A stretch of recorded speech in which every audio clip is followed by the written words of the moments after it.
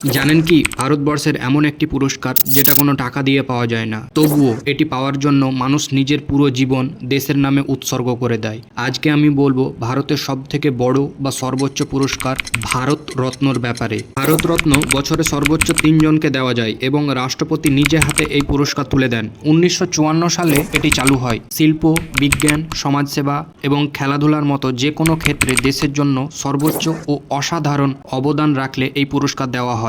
এর অন্তর্গত রাষ্ট্রপতির সই করা একটি সার্টিফিকেট এবং একটি পাতার মতো দেখতে মেডেল দেওয়া হয়। এই পুরস্কারের সঙ্গে কোনো টাকা বা আর্থিক অনুদান দেওয়া হয় না ঠিকই, কিন্তু পুরস্কার প্রাপ্তরা অনেক সুযোগ সুবিধা পেয়ে থাকেন। ভারতরত্ন পুরস্কার প্রাপ্তরা যখনই ভারতের একটা রাজ্য থেকে আরেকটা রাজ্য ভ্রমণ করেন, সেইখানকার স্টেট গভর্নমেন্ট অতিথিদের পরিবহন, থাকা, খাওয়া ব্যবস্থা করে, তাও আবার ওই রাজ্যের নিজের খরচে। এই অতিথিদের জন্য ব্যক্তিগত কর্মী ও চালকের ব্যবস্থাও করা হয়। এগুলো ছাড়াও একটি মেরুন রঙের ডিপ্লোম্যাটিক পাসপোর্ট দেওয়া যায়, যা পাওয়ারফুল। আপনি জানলে অবাক হবেন, মানবতার কল্যাণে অবদান রাখলে বিদেশি নাগরিকদেরও ভারতরত্ন দেওয়া হতে পারে। যেমন মাদার তেরেসা, নেলসন ম্যান্ডেলা এবং খান আব্দুল গাফফার খান এই সম্মান পেয়েছেন।